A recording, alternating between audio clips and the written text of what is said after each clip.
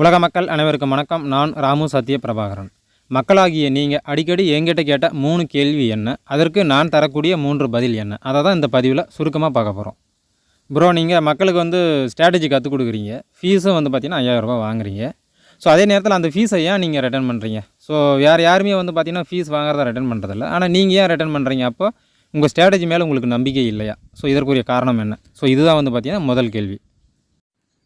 என்னோடய ஸ்ட்ராட்டஜி மேலே எனக்கு நம்பிக்கை இருக்கிறதுனால தான் நான் ஃபீஸை ரிட்டர்ன் பண்ணுறதா சொல்கிறேன். ஸோ இதுதான் என்னுடைய பதில்.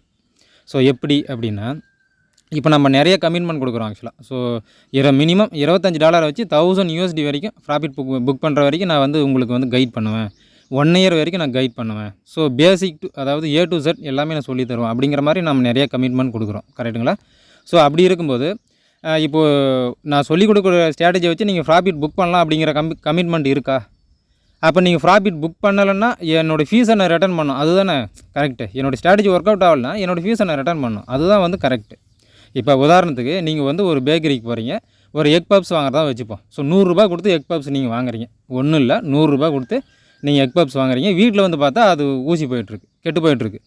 ஸோ அப்போ நீங்கள் மறுபடியும் என்ன பண்ணீங்க? கடைக்கு எடுத்துகிட்டு போய் கொடுக்குறீங்க. ஒன்று வேறு எக் பப்ஸ் அவன் தரணும், இல்லை அதுக்கு பதில் வேறு பொருள் ஏதாவது தரணும், இல்லை பணத்தை ரிட்டர்ன் பண்ணணும். கரெக்டுங்களா? இல்லை நீங்கள் வாங்கின்னு போனது தான் அப்படின்னு சொன்னால் அது நியாயம் இல்லையா? நீங்களே யோசனை பண்ணி பாருங்கள். ஸோ அந்த மாதிரி தான் இப்போ நான் என்னுடைய ஸ்ட்ராட்டஜி வச்சு நீங்கள் ப்ராஃபிட் புக் பண்ணலாம் அப்படின்னு சொல்லிட்டு தான் அந்த ஸ்ட்ராட்டஜி நான் கற்றுக் கொடுக்குறேன்னு சொல்லிட்டு தான் நான் கமிட்மெண்ட் வாங்கியிருக்கேன். அப்போ ஆஸ் பர் ஸ்ட்ராட்டஜி நான் சொல்லிக் கொடுத்த ஸ்ட்ராட்டஜி படி நீங்கள் ப்ராஃபிட் புக் பண்ணலன்னா என்னுடைய ஃபீஸ் நீங்கள் கொடுத்த ஃபீஸை ரிட்டர்ன் பண்ணிடணும். ஸோ அதுதானே நியாயம். ஸோ சட்டப்படி பார்த்தாலும், நியாயப்படி பார்த்தாலும், தர்மப்படி பார்த்தாலும் ஸோ இதுதான் நியாயம். ஸோ அதனால தான் என்னுடைய ஃபீஸை நான் ரிட்டர்ன் பண்ணுறேன். சரி, அடுத்து கேள்வி நம்பர் 2. ப்ரோ, நான் ஆக்சுவலாக ஒரு கம்பெனியில் நான் ஒர்க் பண்ணுறேன், இல்லை நான் ஒரு ஸ்டூடெண்ட்டு, இல்லை மார்க்கெட்டை ஒரு பிஸ்னஸ் பண்ணுறேன், மார்க்கெட்டை வாட்ச் பண்ணுறதுக்கு எனக்கு டைம் இல்லை. ஸோ நான் எப்படி கற்றுக்க முடியும்? நீங்கள் ஸ்ட்ராட்டஜி சொல்லி கொடுக்குறீங்க, நான் எப்படி கற்றுக்க முடியும்? ஸோ இந்த மாதிரி நிறைய கேள்வி கேட்டிருக்கீங்க. ஸோ இது கேள்வி நம்பர் 2. அதாவது நீங்கள் எங்கே ஒர்க் பண்ணாலும் சரி, இல்லை பிஸ்னஸ் பண்ணாலும் சரி, இல்லை ஒரு ஸ்டூடெண்ட்டாக இருந்தாலும் சரி, சரிங்களா? ஸோ இன்கேஸ் நீங்கள் ஜாயின் பண்ணீங்க அப்படின்னா நான் ஒரு வாட்ஸ்அப் குரூப்பில் நான் உங்களை ஆட் பண்ணிடுவேன். சரிங்களா? ஸோ மற்றவங்க மாதிரி அதாவது ஒரு வெபினார் மூலமாகவோ, இல்லை ஒரு ஜூம் மீட் மூலமாகவோ, இல்லை ஒரு ரூம் புக் பண்ணி ஸோ அங்கே லீவ் நாளில் ஆக்சுவலாக பார்த்திங்கன்னா ஸ்ட்ராட்டஜி இதுதான் அப்படின்னு சொல்லிட்டு கற்றுக் கொடுத்துட்டு நீங்களே போய் ட்ரேடிங் பண்ணிக்கோங்க. அந்த மாதிரிலாம் நம்ம விட மாட்டோம். நம்ம எல்லாமே பார்த்திங்கன்னா லைவ் மார்க்கெட்டில் தான் சொல்லிக் கொடுப்போம்.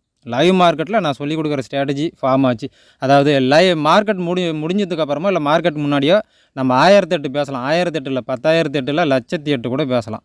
Dozen matter. ஆனால் லைவ் மார்க்கெட்டில் நம்ம எப்படி ரியாக்ட் பண்ணுறோம், ஸோ அதுதானே முக்கியம். அப்போது நம்ம பார்த்திங்கன்னா நம்மளோட ஸ்ட்ராட்டஜி லைவ் மார்க்கெட்டில் ஃபார்ம் ஆகும்போது அப்போ தான் நம்ம உங்களுக்கு சொல்லி தருவோம். சரி, இப்போ உங்களுக்கு அப்போ டைம் இல்லைப்பா, இப்போ உங்களை நான் குரூப்பில் ஆட் பண்ணிவிடுவேன். உங்களுக்கு டைம் இல்லைன்னா உங்களுக்கு அதாவது எவ்வளோ பெரிய பிஸி மேனாக இருந்தாலும் அட்லீஸ்ட் ஒரு 1 ஹவராவது ஒரு ஃப்ரீயாக இருக்கிற மாதிரி, ஒரு ஆஃபீஸ் போயிட்டு வந்தோ இல்லை காலேஜ் போயிட்டு வந்தோ ஃப்ரீயாக இருப்பீங்களா? ஸோ அந்த டைமில் இந்த மெசேஜெலாம் எடுத்து பார்க்கும்போது உங்களுக்கு புரிஞ்சிடும். ஸோ புரியுதுங்களா? அப்போ உங்களோட சந்தேகம் என்ன வேணாலும் கேட்கலாம். இன்றைக்கி நம்ம என்ன ஸ்ட்ராட்டஜி சொல்லி கொடுத்துருக்கோம், லைவ் மார்க்கெட்டில் வந்திருக்கா, ப்ராஃபிட் புக் பண்ணியிருக்கோமா, லாஸ் புக் பண்ணியிருக்கோமா, அதனுடைய ரூல்ஸ் என்ன, இந்த மாதிரி நிறைய தகவல்களை நம்ம இதுக்கு ஆக்சுவலாக குரூப்பில் இருக்கிற நம்பர்கள் கூட நம்ம டிஸ்கஸ் பண்ணியிருப்போமா, அதை நீங்கள் எடுத்து பார்க்கலாம். நீங்கள் எப்போ ஃப்ரீயாக இருக்கீங்களோ நீங்கள் பார்க்கும்போது பார்த்திங்கன்னா நீங்கள் உங்களோட கேள்வியை நீங்கள் கேட்கலாம். ஸோ இது எப்படி ப்ரோ, இது எப்படி ப்ரோ, இது ஏன் என்ட்ரி, இது ஏன் ஸ்டாப் லாஸ், இங்கே ஏன் டார்கெட்டு. ஸோ அந்த மாதிரி நீங்கள் எப்போ ஃப்ரீயாக இருக்கீங்களோ 24 ஹவர்ஸில் எப்போ வேணாலும் நீங்கள் எனக்கு கேட்கலாம். ஸோ அப்போ நீங்கள் ஒர்க் பண்ணுறவராக இருந்தாலும் சரி, பிஸ்னஸ் மேனாக இருந்தாலும் சரி, ஸ்டூடெண்ட்டாக இருந்தாலும் சரி, வேறு யாராக வேண்டுமானாலும் இருக்கலாம். எல்லாருக்குமே இது பொருந்தும். சரிங்களா?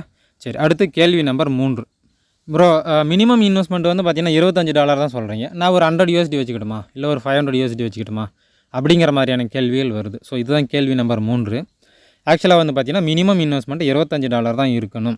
சரிங்களா? ஸோ ஏன் அப்படின்னா 2 காரணம் இருக்குது. ஒன்று, $25 வச்சு $1000 வரைக்கும் ப்ராஃபிட் புக் பண்ணுற வரைக்கும் ஒருத்தன் கைட் பண்ணுறான். அதாவது ஒரு 100 பேரையோ, 1000 பேரையோ, 1,00,000 பேரையோ, கோடி பேரையோ, முரட்டுக்காலை அப்படிங்கிற ஒரு யூடியூப் சேனல் வச்சுருக்கிற ஒரு நபர், பிரபாகரன் அப்படிங்கிற ஒரு நபர் ஒரு இவ்வளவு பேரை ஸ்ட்ராட்டஜி சொல்லி கொடுத்து ஒரு குறைவான ஃபீஸில் மற்றவங்ககிட்ட எவ்வளோ அப்படிங்கிறது உங்களுக்கு தெரியும். ஸோ ஒரு குறைவான ஃபீஸை வாங்கிட்டு ஒரு பக்காவாக சொல்லி கொடுத்து அவரால் நிறைய பேர் பார்த்திங்கன்னா தொடர்ச்சியாக ப்ராஃபிட் புக் பண்ணுறாங்க அப்படிங்கிற ஒரு பேர் எனக்கு கண்டிப்பாகவே வேணும் ஃப்யூச்சரில். சரி, இது ஒன்று. ரெண்டாவது பார்த்திங்கன்னா நீங்கள் இந்த $25 வச்சு $1000 நீங்கள் ப்ராஃபிட் புக் பண்ணிட்டீங்க, அந்த அனுபவம் உங்களுக்கு வந்துருச்சுன்னா நீங்கள் $500 வச்சு இல்லை $1000 வச்சு ப்ராஃபிட் புக் பண்ணுறது ஈஸியாக கஷ்டமாக? ஸோ நீங்களே யோசனை பண்ணி பாருங்கள். உங்களால் 1000 மீட்டர் ஓட முடியும், அப்போ 100 மீட்டர் உன்னால் ஓட முடியுமாடா அப்படின்னு கேட்டால் ரொம்ப ரொம்ப ஈஸியாக ஓடிடுவீங்கள.